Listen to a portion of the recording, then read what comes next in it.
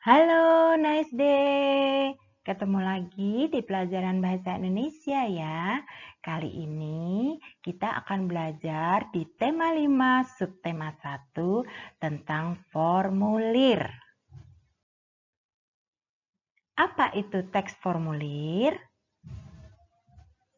Formulir berasal dari bahasa Belanda yaitu formulier, yang berarti teks yang ditulis pada sebuah kertas, yang berisi beberapa pertanyaan formal yang harus diisi.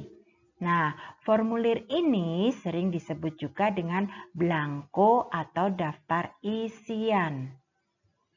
Bagian dari formulir yaitu formulir secara umum dibagi menjadi 2 bagian. Yang pertama, bagian yang tercetak, merupakan bagian yang sudah tetap.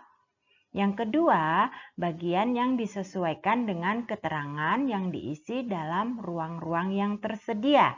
Jadi disesuaikan dengan maksud dan tujuan formulir.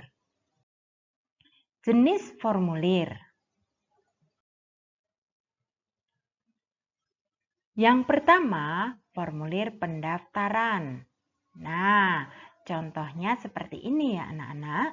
Nanti bisa kalian latihan di aktivitas tema 5. Ini Bu Wahyu berikan contohnya. Formulir pendaftaran. Yang kedua, yaitu kartu anggota. Nah, contohnya seperti ini. Ya, ini juga jenis formulir kartu anggota. Yang ketiga, wesel pos. Walaupun sekarang sudah tidak dipakai lagi atau jarang digunakan lagi, tapi anak-anak perlu mengetahui seperti apa formulir jenis wesel pos. Berikut Bu Wahyu contohkan. Nah, inilah wesel pos, wujudnya seperti ini. Ya, diperhatikan anak-anak. Baik. Lalu yang keempat itu jenis formulir kartu pos. Nah, seperti ini anak-anak jenis kartu pos. Ada yang bergambar dan ada yang tidak bergambar. Biasanya kartu pos ini digunakan untuk mengirim berita singkat. Yang kelima, jenis formulir daftar riwayat hidup.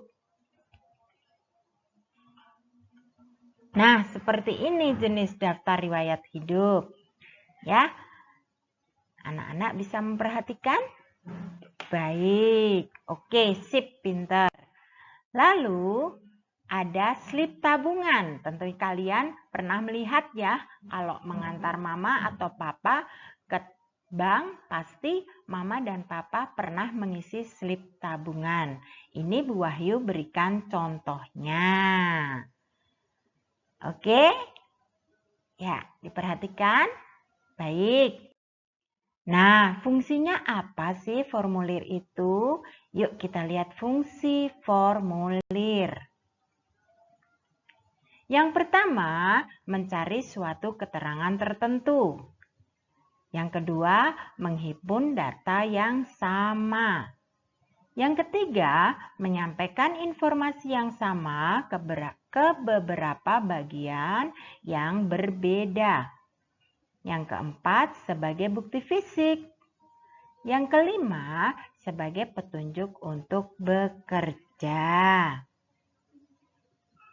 Nah, kita perlu mengetahui juga keuntungannya. Nah, di sini ada catatan keuntungan penggunaan formulir dapat menghemat waktu dan tenaga, memberikan informasi yang lengkap, dan mengurangi terjadinya penyimpangan. Komponen atau bagian teks formulir. Yang pertama berisi pendahuluan, yaitu ada nama lembaga, ada alamat lembaga, dan biasanya ada nomor teleponnya. Yang kedua yaitu isi formulir, berupa keterangan identitas si pengisi formulir. Yang ketiga, penutup, berupa tempat dan tanggal pengisian. serta biasanya ada tanda tangan dan nama jelas pengisi formulir. Tujuan dan manfaat formulir. 1.